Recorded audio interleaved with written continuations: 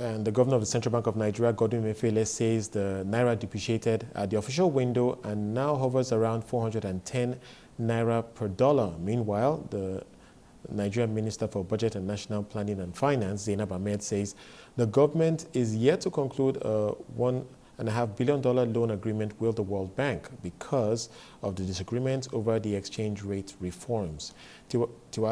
Tilewa Adebajo, the CEO of CFG Advisories, joins us now to give us his perspective on some of these stories.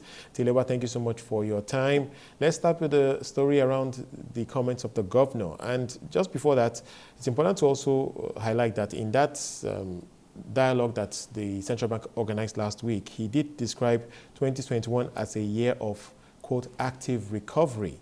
Now, I wonder what you take away from that. Is that just like an optimistic view of the situation right now, or do you get the sense that there are some markers that are moving us in the right direction in terms of a strong V-shaped recovery here?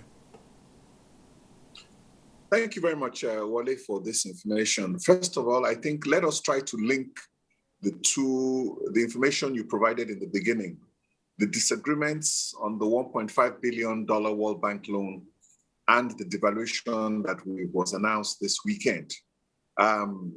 Obviously, the World Bank has approved our loan and has given us some conditions precedent to draw down.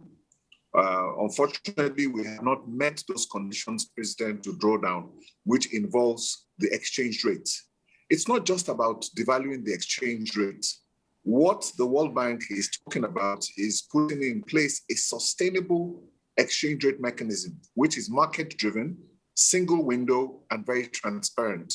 So it must be an exchange rate mechanism that is not static. So for instance, when the price of oil begins to rise, we'll begin to see an appreciation in the Naira. And it is very important that we get this appreciation sorted out and ensure that when there's a low supply of dollars, we can begin to see the Naira devalue and we can see a market-driven mechanism instead of a static mechanism. That is where the problem is right now. So in essence, what is being said now is the fact that recovery, yes, as we've argued, the economy grew about minus 1.5% last year overall, but we're out of the recession and the trajectory for growth now is positive. But of course, as we've always argued, the growth is still suboptimal. Our population is growing at 3.5% per annum, and we have not seen 3% growth since 2015. Therein lies the challenge. Indeed. Okay, so let's focus a bit on some of the dynamics we're seeing in the financial markets right now. As the governor pointed out, we have seen an adjustment of that exchange rate. And even though it wasn't directly linked to this World Bank deal, many will suggest that perhaps the pressure on the government to ensure that they can get that capital from the World Bank is also being pushed on the monetary authorities to ensure that they can fix the exchange rate mechanism so that it appeals to the World Bank. Do you get the sense that that's what is playing out now? Because many will say that this year in particular, they've been a bit surprised by some of the dynamics we've seen in the treasury bill market with the OMO rate, and then, of course, with the exchange rate in terms of the depreciation we've seen. Definitely. I mean, we shouldn't, I don't want to mince words, but there's a direct correlation between us resolving our exchange rate mechanism and us drawing down the $1.5 billion World Bank loan. That is a facility that the government requires because of the state of the government finances. The government is using close to 85 to 90% of its revenues just on debt service, and the government is in desperate need of funding to be able to support this year's budget. So there's a direct correlation between what is happening in the devaluation of the foreign exchange markets and being able to draw down on the World Bank facility. It is a condition precedent to draw down. Okay,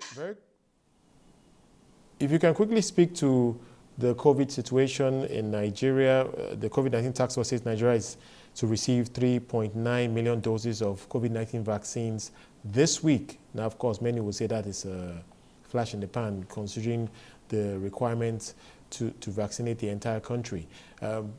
How do you see the vaccination program progressing and the links to that, linking that to the economic recovery? Do you think there's a strong link there? In Nigeria, I don't think that linkage is there because our strategy in Nigeria by default is survival of the fittest and herd immunity.